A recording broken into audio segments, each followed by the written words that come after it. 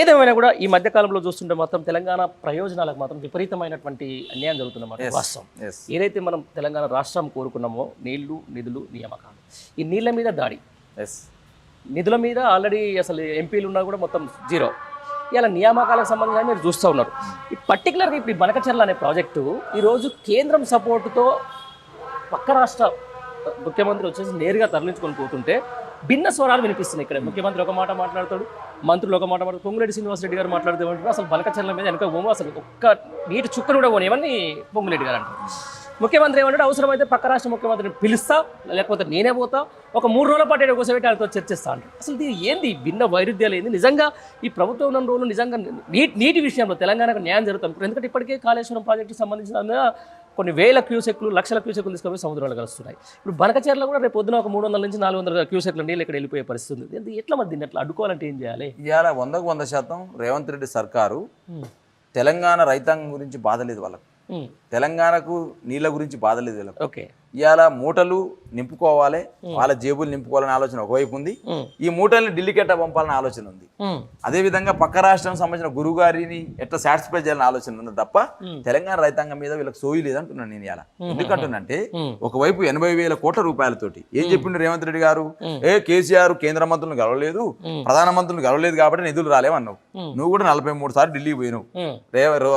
రేవంత్ రెడ్డి గారికి రాహుల్ గాంధీ అపాయింట్మెంట్ దొరకపోయినా ప్రధానమంత్రి మోదీ గారి అపాయింట్మెంట్ దొరికింది, అమిత్ షా అపాయింట్మెంట్ దొరికింది, కేంద్ర మంత్రుల అపాయింట్మెంట్ దొరికింది. మరి నీకు ఎన్ని నిధులు సాధించను నువ్వు? ఇలా నీ పక్క రాష్ట్ర ముఖ్యమంత్రి నీ గురువు గారు పోలవరానికి నిధులు సాధించిండు, విశాఖ ఉక్కుని రక్షించుకునే ప్రయత్నం చేసిన దానికి నిధులు సాధించిండు. ఇలా బంకచర్ల అనే ప్రాజెక్టు ద్వారా తెలంగాణ రైతాంగం యొక్క నీళ్లను, అంటే తెలంగాణ వాటాని నీళ్లను దోసుకపోతూ ఇవాళ తెలంగాణ రైతాంగానికి అన్యాయం చేసే ప్రయత్నం చేస్తూ ఉన్నాడు. ఏ తెలంగాణ ఉద్యమం అయితే నీళ్ల కోసం ఉద్యమం జరిగిందో ఆ నీళ్లను దోసుకుపోయే ప్రయత్నం చేస్తే ఉత్తమ్ కుమార్ రెడ్డి మాట్లాడు, రేవంత్ రెడ్డి మాట్లాడకపోగా ఏమంటుండంటే మాకు ఏదైతే 1000 టీఎంసీలు వదిలిపెట్టి కృష్ణానదిలో 500 టీఎంసీలు వదిలిపెట్టి మిగతా ఆయన తీసుకుపోని చెప్పేసి మాట్లాడతాడు. అదే ఈ ముఖ్యమంత్రికి సోయుందా? ఈ ముఖ్యమంత్రికి ఏమైనా దిమాకుందా? ఈ ముఖ్యమంత్రికి ఏమన్నా అది ఇంకో మాట కూడా అంటున్నాడు, ఈయన నల్లమల్ల పులి అంటాడు, ఈయన నల్లమల్ల బుట్టిని అంటాడు, నల్లమల్ల ఎల్లు ఉందని అడుగుతున్నాడు. ఏంది ఎవరిని అడుగుతుండు? ఆయన పక్కమడి కూర్చున్న ఆదిత్యనాథ్ దాస్. ఎవరైనా ఆదిత్యనాథ్ దాసు తెలంగాణ ఉద్యమ సమయంలో కావచ్చు, తెలంగాణ నీటి వాటర్ల పంపిణీ విషయంలో కావచ్చు, అక్కడ చీఫ్ సెక్రటరీగా ఉండి ఆంధ్రాలో తెలంగాణ ప్రాంతానికి నిండా ముంచినటువంటి వ్యక్తి ఆదిత్యనాథ్ దాస్. ఆదిత్యనాథ్ దాస్ కూసబెట్టుకొని ఆ గోదావరి బేసిన్ ఎల్లొస్తుంది, అదేవిధంగా ఏదైతే మన ఈ నల్లమల్ల అడవి ఎల్లొస్తుంది అని చెప్పేసి అడుగుతున్న సందర్భం ఉంది. అయ్యా నేను అడుగుతున్నా రేవంత్ రెడ్డి గారిని, నీకు బేసిన్ తెలియదు, బేసిక్స్ తెలియవు, నీకు నల్లమల్ల తెలియదు, ఎక్కడుందో తెలియదు, ఏం మాట్లాడతాడు? 1000 టీఎంసీలు వదిలిపెట్టి గోదావరిని తీసుకుపోమంటుండు, 500 వదిలిపెట్టి కృష్ణాని తీసుకుపోమంటుండు. బనకచెర్ల ఎందుకు కడుతురు, ఎట్లా కడుతురు? ఇవాళ ఒక కుట్ర జరుగుతుంది. తెలంగాణలో కృష్ణానదిని ఒకవైపు దోసుకపోయినారు, ఒకవైపు చంద్రబాబు నాయుడు ఆంధ్రాలో ఏదైతే గోదావరి సంబంధించిన నీళ్ళు కూడా దోసుకపోతున్న పరిస్థితి. ఈ 2 అంశాల మీద ఉత్తమ్ కుమార్ రెడ్డి కానీ రేవంత్ రెడ్డి కానీ స్పందించడు, కాంగ్రెస్ పార్టీ స్పందించదు. ఇక దొంగ అన్నట్టు ఎవడైతే ఈ తెలంగాణకు అన్యాయం చేసిండో, ఎవడైతే ఈ తెలంగాణ నీళ్లను దోసిపెట్టిండో పక్క వారికి, వాడే వచ్చి ఇవాళ దొంగ అనే పరిస్థితికి వచ్చిండు. ఇవాళ ఎంత అన్యాయం అంటే కేసీఆర్ కమిట్మెంట్ ప్రశ్నిస్తారు వీళ్ళు, కేసీఆర్ ఉద్యమ నేపథ్యాన్ని ప్రశ్నిస్తారు, కేసీఆర్ యొక్క గొప్పతనాన్ని ప్రశ్నిస్తారు, కేసీఆర్ ఈ తెలంగాణ కోసం పడ్డ తపనను ప్రశ్నిస్తారు. ఈ కేసీఆర్ ఈ 10 సంవత్సరాల కాలంలో తెలంగాణను వ్యవసాయ రంగంలో కావచ్చు, విద్యా రంగంలో కావచ్చు, వైద్య రంగంలో కావచ్చు, మౌలిక సదుపాయ విషయంలో కావచ్చు, ఎన్ని డెవలప్మెంట్ యాక్టివిటీస్ చేసిండో తెలంగాణ అనేది దేశానికి ఆదర్శంగా ఉంటే ఈ రేవంత్ రెడ్డి అనే ఒక సన్నాసి వచ్చి ఏం చెప్తుండు, నీ పాలనకు నా పాలన బేరే చేసుకుందాం అని మాట్లాడుతున్నాడు. అయ్యా నీ పాలనలో 18 నెలల్లో 512 మంది చచ్చిపోయారు. రాతోడు బాబురావు చెప్తున్నా, బండారి నేను ఒక రైతు బిడ్డగా చెప్తున్నా, రాతోడు బాబురావు అనే ఒక రైతు, ఒక గిరిజన రైతు బ్యాంక్ వెళ్ళి 2 లక్షల రుణమాఫీ కాలేదని చెప్పేసి మందాకి చచ్చిపోయాడు. నీ పాలనలో ఇంతకంటే ఇంకేం కావాలి? పేద పిల్లలండి, ఎస్సీ ఎస్టీ బీసీ మైనారిటీ వర్గాలు చదువుకునే పేద పిల్లలు గురుకుల పాఠశాలల్లో పాము గరిసి చచ్చిపోయినారు, విషాహారం తిని చచ్చిపోయినారు. స్పందన ఉందా? రైట్. ఇదే విషయానికి సంబంధించిన దాని మీద ఆయన ఒక సవాల్ విసిరిండు. ఏది 18 నెలల పరిపాలన మీద 10 ఏళ్ల పరిపాలన. మీ పార్టీ తరపుగా నిజంగా ప్రజలకు ఈ 18 నెలల్లో జరిగిన అన్యాయం ఏంది, ఆ 10 ఏళ్లలో జరిగిన న్యాయం ఏంది, లేకపోతే ఆ 10 ఏళ్లలో ఏం చేయలేకపోయారు, ఈ 15 నెలల్లో వీళ్ళు ఏం చేసి అనే దాని మీద ఒక చర్చ పెట్టే అవకాశం ఏమైనా ఉందా? 100% ఇలా మీ టీవీ దాన్ని చర్చ పోద్ది కదా, మీ సోషల్ మీడియా యూట్యూబ్ ద్వారా చర్చ పోద్ది. ప్రధాన ప్రతిపక్షంగా మీరు పెట్టొచ్చు. 100% అంటున్నాను. ఇలా రమ్మని చెప్తున్నాను. హరీష్ రావు గారు సవాల్ విసిరు, నీది నీది నీది పరిపాలన మంచిది అంటున్నావు కదా, రా దమ్ముంటే రా. మహేష్ కుమార్ గౌడ్ నిన్న మాట్లాడి పిసిసి అధ్యక్షుడిగా, రేవంత్ రెడ్డి మాట్లాడుతూ ఉన్నాడు. మీరు రాండి, చర్చకు రాండి. రైతు రుణమాఫీ మీద చర్చకు వస్తారా? రైతు బంధు మీద వస్తారా? అదే విధంగా రైతాంగానికి ఇచ్చిన వ్యవసాయం మీద వస్తారా? రైతులకు కట్టిన రైతు వేదికల మీదకి వస్తారా? అదే విధంగా ముసలిళ్ళకి ఇచ్చిన పింఛన్ మీద వస్తారా? అదే విధంగా ఆడపిల్లలకి ఇచ్చిన కళ్యాణ లక్ష్మి మీద వస్తారా? అదే విధంగా గర్భిణీలు డెలివరీ అయితే హాస్పిటల్ వచ్చిన కేసీఆర్ కిట్ల మీద వస్తారా? ఇవాళ దేని మీద వస్తారు? ఇవాళ మీరు దేని మీద వస్తారో రండి అని చెప్తున్న సవాల్ విసురుతా ఉన్నాం. ఇవాళ ముదిరాజులకు ఇచ్చిన సంక్షేమం మీద వస్తారా?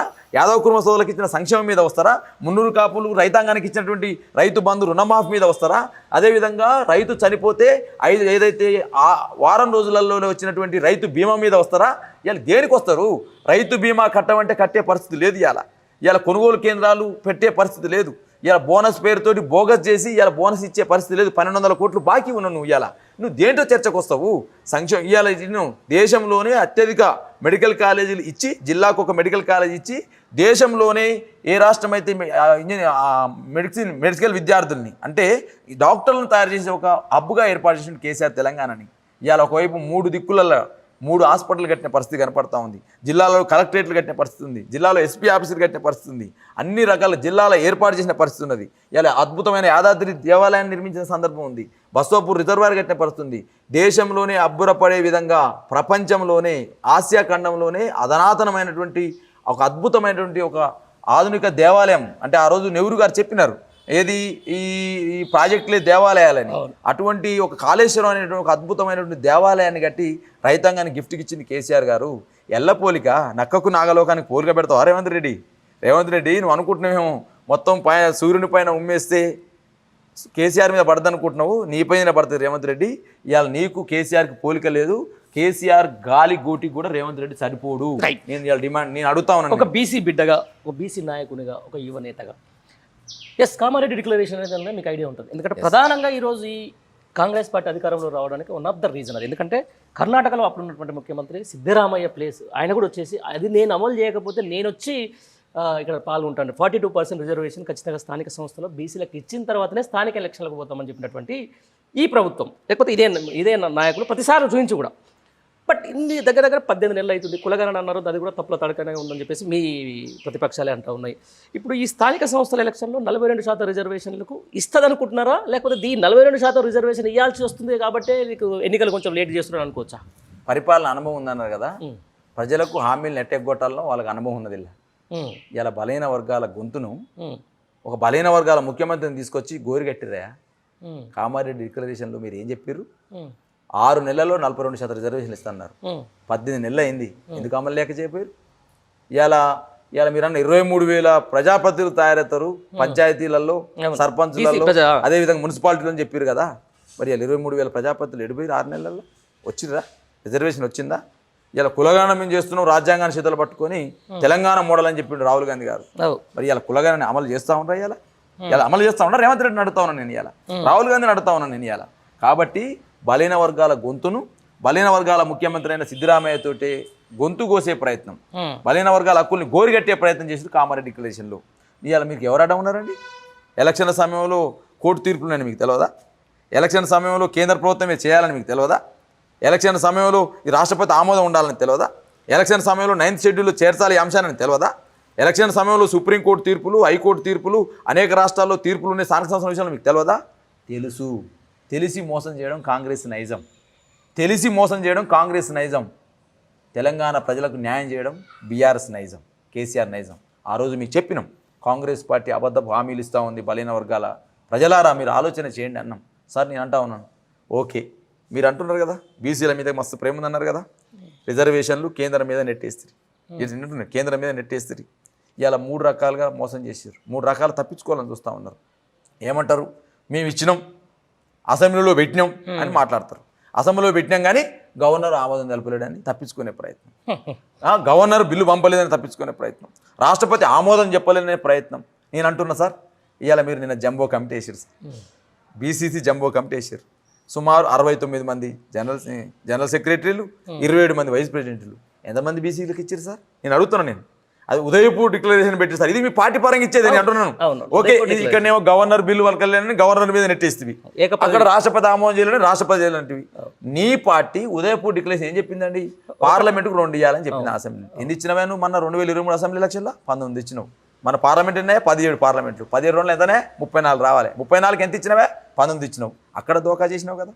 పోనీ ఇవాళ నేను జంబో కమిటీ వేసినావు. జంబో కమిటీ ఎంతమంది బీసీలు ఉన్నాయా? అక్కడ మోసం చేసినావు కదా. ప్రభుత్వ సలహాదారులు వేసినావు 15-16 మంది దాకా. ఎంతమంది బీసీలు వేసినవా? క్యాబినెట్ 15 మందిని వేసినావు. ఎంతమంది బీసీలు వేసినవా? అదేవిధంగా నువ్వు 153 కార్పొరేషన్లు నామినేట్ పదవులు ఇచ్చారు పండారి గారు. 153 ఇచ్చారు. బీసీలకు ఎంత ఇచ్చారు తెలుసా? 40 ఇచ్చారు.